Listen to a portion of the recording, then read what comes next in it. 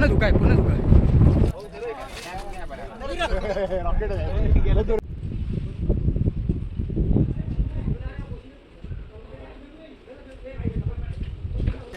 भाऊ आम्ही मराठीच आहे. वची त्याला मॅगी दे ना.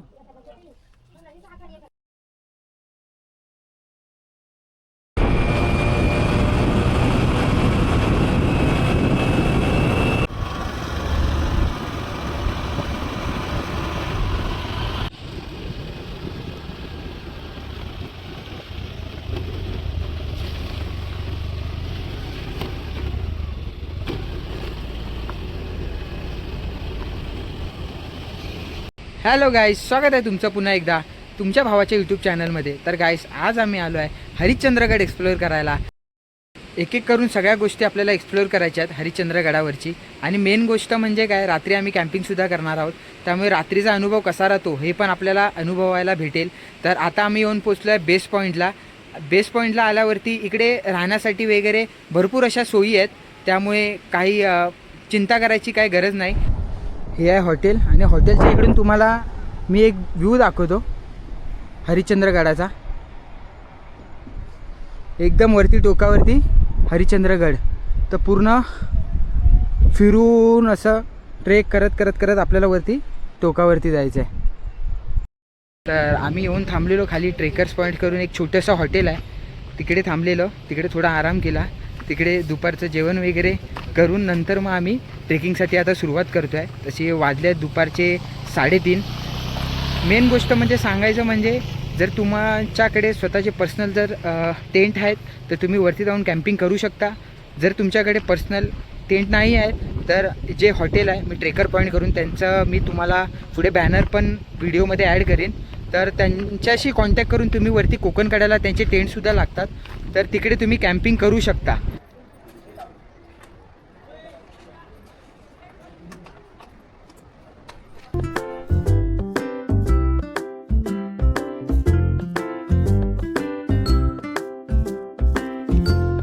सह्याद्रीच्या कुशीत वसलेला हरिश्चंद्रगड हा एक प्रसिद्ध आणि ऐतिहासिक किल्ला आहे. समुद्र सपाटीपासून सुमारे 4691 फूट उंचीवर असलेला हा गड ट्रेकर्ससाठी जणू स्वर्गच मानला जातो.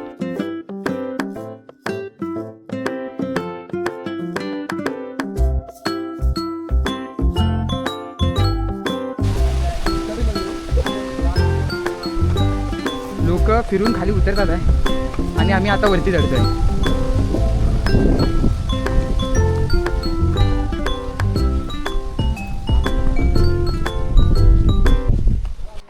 खालून 10 मिनटं ट्रेकिंग करून आल्यावरती आपल्याला ह्या लोखंडी शिड्या लागतात. कदाचित ह्याच्या मागे दगडामध्ये कोरलेल्या शिड्या होत्या, पण काही कारणास्तव झिजल्यामुळे कदाचित त्यांनी ह्या लोखंडी शिड्या केल्या असतील, जेणेकरून वरती लोकांना व्यवस्थित जाता येईल.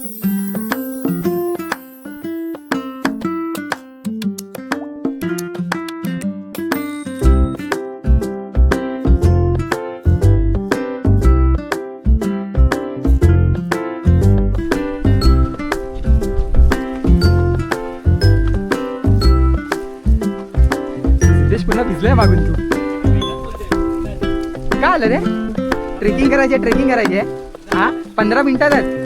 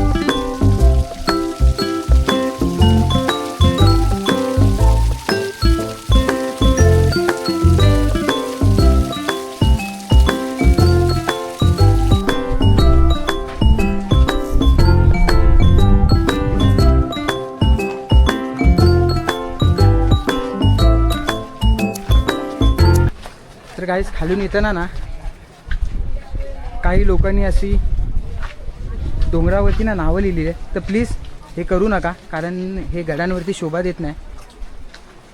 थोडं तेवढं तरी भानात ठेवा.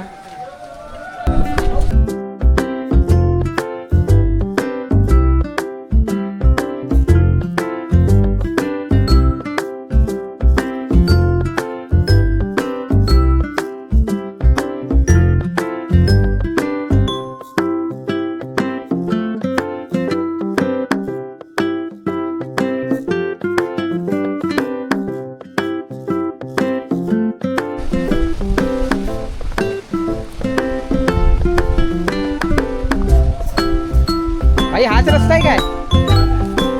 विचारून चला, नाही तर दुसरीकडे जाऊ, भलतीकडे. आपण एनर्जी आली वाटतं सिद्धेशला. बॅग घातल्यापासून एनर्जी आली आहे.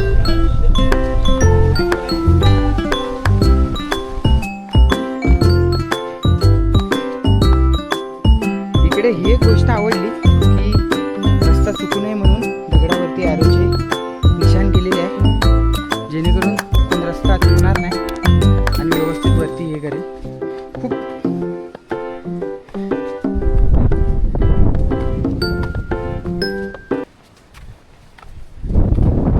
फिलिंग ढगात.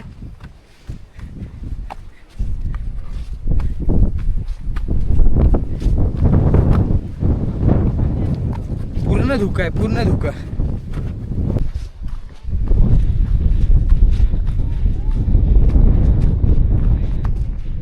गाईस तुम्ही बघू शकता पूर्ण जमिनीवरती ढग आलेत, काहीच दिसत नाही.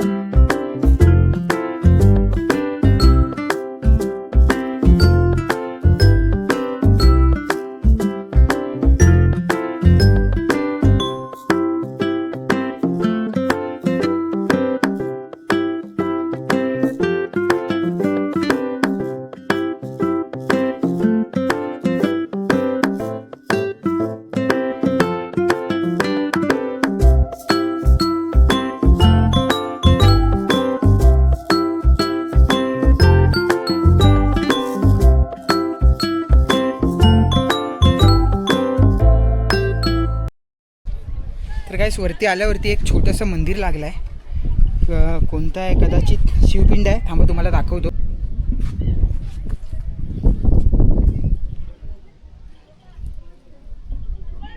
हे नंदी महाराजांसारखं वाटतंय. इथे एक छोटीशी पिंड आहे, आतमध्ये गेल्यावर पण ती कदाचित हे शंकराचं मंदिर असावं. पहिलं मंदिर आहे वरती आल्यावरती, तुम्ही बघू शकता.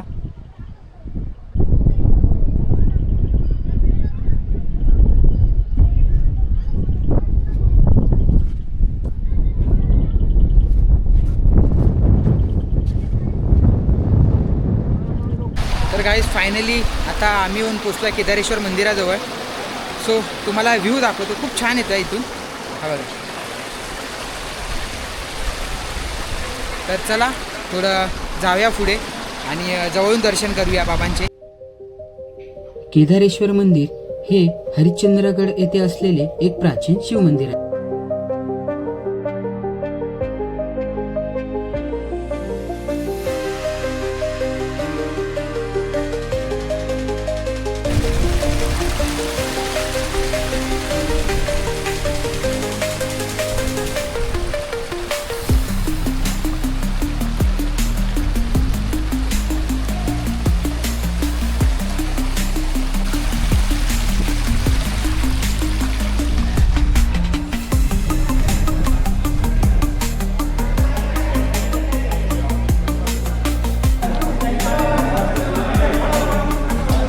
ही गुहा 4 खांबावरती उभी आहे, ज्यांना सत्ययुग, त्रेतायुग, द्वापरयुग आणि कलियुग मानले जाते.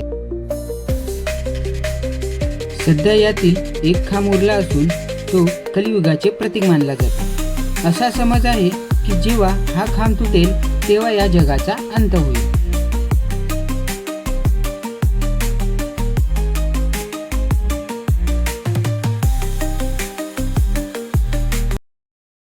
केदारेश्वर मंदिराच्या इकडून पाया पडून आल्यावरती आपल्याला लागतं तर हे दुसरं मंदिर, ते हरिश्चंद्रेश्वर करून शिवचं मंदिर आहे.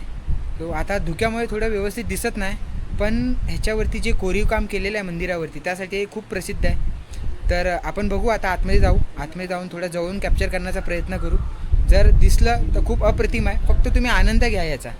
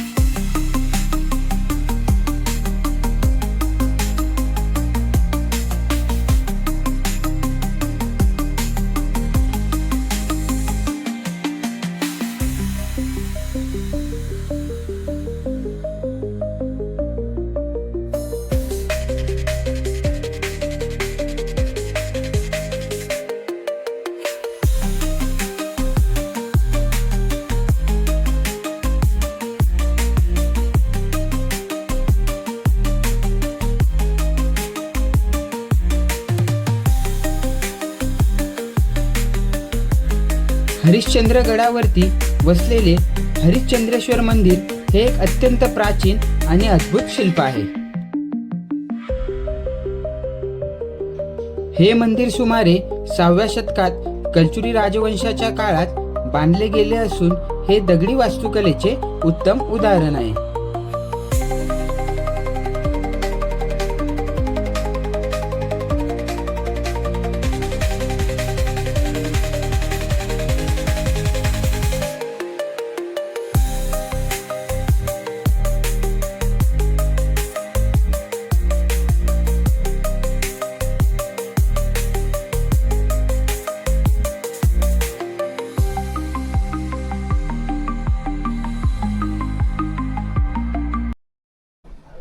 आतमध्ये महादेवाचं दर्शन करून आल्यावरती बाजूच्या साईडला ही छोटी छोटी मंदिरं आहेत. कदाचित मंदिरं असावीत, कारण आता ते पूर्ण हे झालं आहे.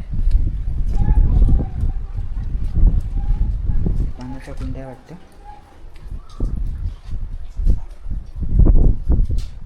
हा पाण्याचा कुंड आहे. इथून आतमध्ये गेल्यावरती नंदी महाराज,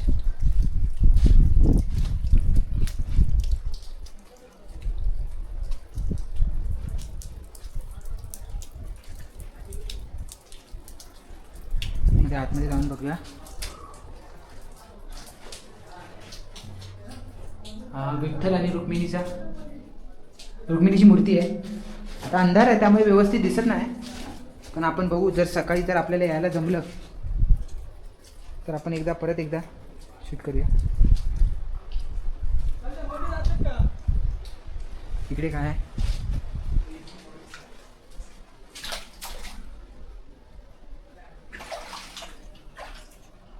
गेल्यावरती आपल्याला दिसते ती गणपती बाप्पाची मूर्ती. खूप सुंदर अशी आहे, एकदम दगडामध्ये कोरलेली.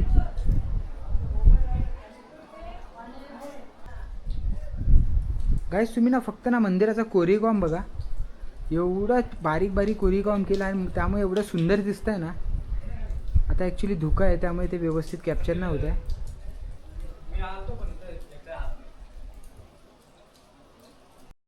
दोन्ही मंदिराच्या इकडून पाया पडून झाल्यावरती आता आम्ही चाललो आहे कोकणकड्याकडे, कारण पूर्ण आमचा रात्रीचा स्टे कोकणकड्याजवळ आहे. सो चला मग बघू. धुका आहे, काही दिसत नाही, पण वाट शोधून शोधून जावी लागते, विचारत जावं लागतं आहे. तर चला बघू, टेंटमध्ये गेल्यावरती डायरेक्ट भेटू.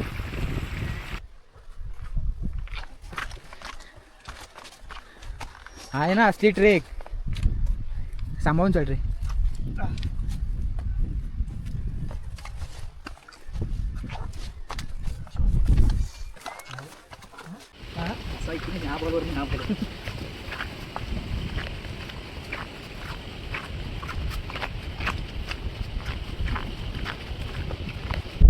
तर काही जवळपास अर्धा ते पाऊण तास झाला आम्हाला. आम्ही रस्ता शोधतोय. धुकं एवढं आहे ना. आम्ही अर्ध्या रस्त्यावरून परत रिटर्न जात होतो, पण एक काका भेटले. त्यांनी आम्हाला अर्धा रस्ता दाखवला आहे आणि त्यांनी सांगितलं हाच रस्ता पकडून पुढे जावा. आम्ही चालता 20 मिनटं झाली टोटल परत, पण रस्ता काय आम्हाला भेटत नाही. तर मी तर भाई सगळ्यांना हेच रिक्वेस्ट करीन, जर तुम्हाला कोकण कडायला यायचं आहे एक तर मॉर्निंगला या किंवा दुपारी या.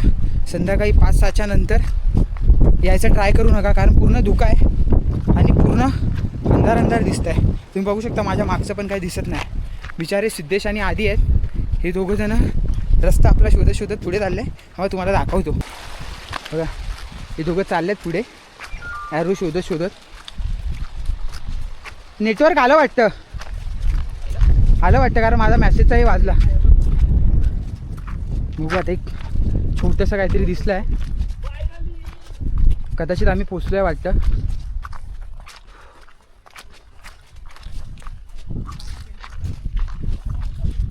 सो गाईज फायनली आम्ही येऊन पोचलो आहे. आम्हाला दुकान भेटलेलं आहे, काकासुद्धा भेटलेले आहे. बिचारे काका आम्हाला सांगत होते की अर्ध्या रस्त्यापर्यंत ते गेलेले आम्हाला शोधायला, पण त्यांना काय समोरून आवाज वगैरे काय आला नाही म्हणून ते रिटर्न आले. त्यांना वाटलं आम्ही येणार नाही. सो फायनली आता आम्ही येऊन पोचलो आहे तिकडे आणि काकांना विचारलं कोकणकडा इथून किती लांब आहे. तर काका बोलले फक्त इकडून जवळपास 2 मिनटाच्या अंतरावरती आहे. तर आम्ही थोडं चालत आलो आहे कोकणकडाच्या इकडे. तर कोकणकडाच्या इकडे आल्यावरती फक्त ही आम्हाला रिलिंग दिसते आहे, बाकी समोरचं कायच दिसत नाही कारण पूर्ण धुकं आहे. सो सकाळची आपल्याला वाट बघावी लागेल, तेव्हा आपल्याला पूर्ण समोरचे डोंगर वगैरे पूर्ण सगळे कॅप्चर करता येतील. तर बघू आता इकडे थोडा वेळ थांबून परत जाऊ काकाकडे.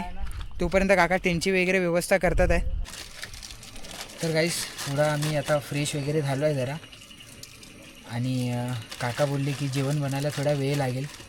मग आम्ही येतानाच मॅगीचे पॅकेट वगैरे घेऊन आलेलो, स्टोव वगैरे घेऊन आलेलो. तर म्हटलं आता बसून टाईमपास करण्यापेक्षा थोडी मॅगीज बनवून खाऊ, कारण सकाळपासून एवढी भूक लागली आहे.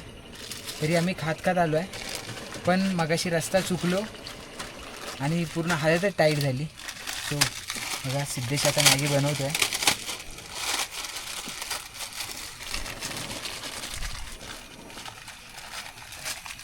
हा आपला स्टोव, पाणी वगैरे टाकून.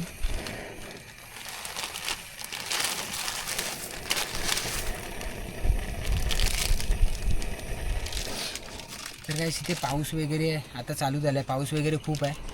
त्यामुळे काकांनी घरामध्येच टेंट लावून दिला आहे आम्हाला. ते बोलले पाहिजे तर तुम्ही मॅगी बाहेर बनवा आणि मग घरामध्ये येऊन टेंटमध्ये जेवून झोपा. सो बघू आता कसा राहते ते, कारण पाऊस वगैरे भरपूर आहे.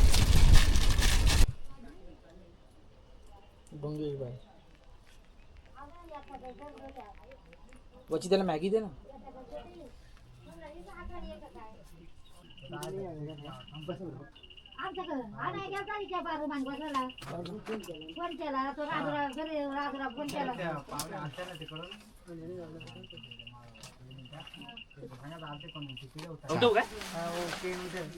भाऊ आम्ही मराठीच आहे.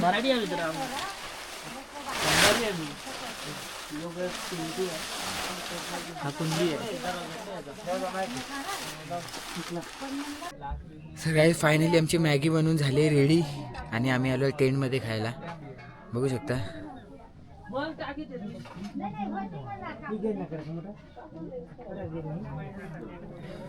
चला या मग खायला. काय पण बोला, मॅगी तर बनवली एक नंबर सिद्धेश भाऊनी.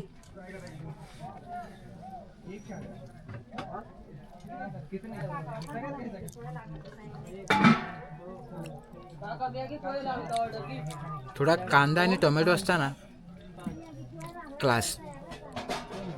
तर काही जेवण वगैरे झालं आहे आता आमचं. आता वाजले जवळपास 9-9:30 आणि आम्ही चाललो आता झोपायला. सो भेटू उद्या डायरेक्ट आता Konkan कडायला.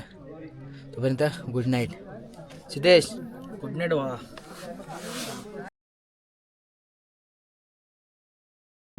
Hello guys, good morning. स्वागत आहे तुमचं हरिश्चंद्र ट्रेकच्या दुसऱ्या दिवसात. तर गाईस आम्ही सकाळी उठलो, थंडी तर भरपूर होती रात्री आणि माहोलसुद्धा कालसारखाच आहे, पूर्ण धुकं आहे.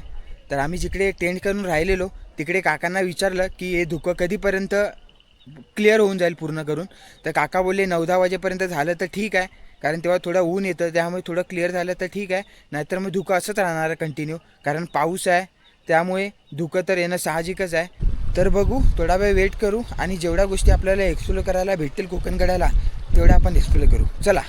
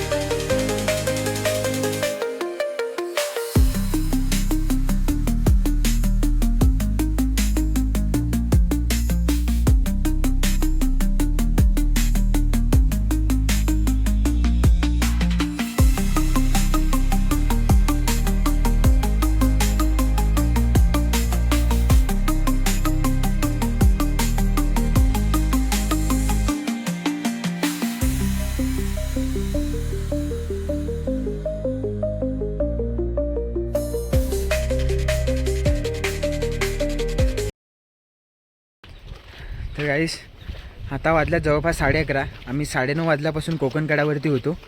2 तास थांबलं पण धुकं काय जायचं नावच घेत नाही. परत आम्हाला रिटर्न मुंबईला पण जायचं आहे, त्यामुळे आम्ही आता निघालो आहे. सो जर तिकडे आम्ही काकांना पण विचारलं तर काका बोलली की जर तुम्ही दिवाळीच्या नंतर येत आहे तर तारामती शिखर, सनसेट, सनराईज सगळं बघायला भेटेल. तर मग पावसामध्ये धुकं वगैरे जास्त असल्यामुळे ना इकडे कायच पॉईंट बघायला भेटत नाही. तर तुम्ही दिवाळीच्या नंतरच या, तर तुम्हाला सगळे पॉईंट बघायला भेटतील. हां, जर तुम्हाला वॉटरफॉलचे मजे घ्यायचे असतील किंवा असं धुक्यामध्ये थोडं फिरावंसं वाटत असेल तर तुम्ही बिंदास या. नाहीतर अदरवाईज दिवाळीनंतर ते पावसाच्या आधी one of the best season. तर काय संडेचा क्राऊड बघा तुम्ही, एवढी गर्दी आहे संडेला. बरं झालं आम्ही कालच आलो होतो, त्यामुळे आम्हाला खूप साऱ्या गोष्टी बघायला भेटल्या. आज संडेला तर वाटत नाही, आणि धुकं पण कालपेक्षा भरपूर आहे, खूप जास्तच आहे धुकं.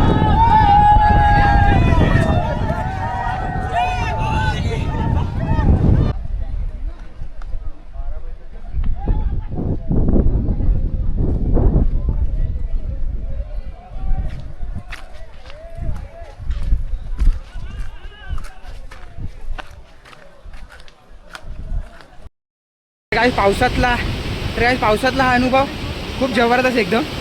उतरताना सगळे पडतात आहे घसरून घसरून. One of the best experience.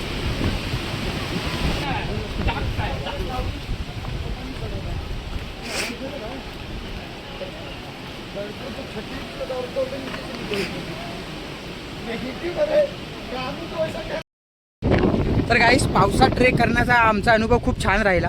जर तुम्हाला पण हा अनुभव घ्यायचा असेल तर हरिश्चंद्रगडला नक्की भेट द्या.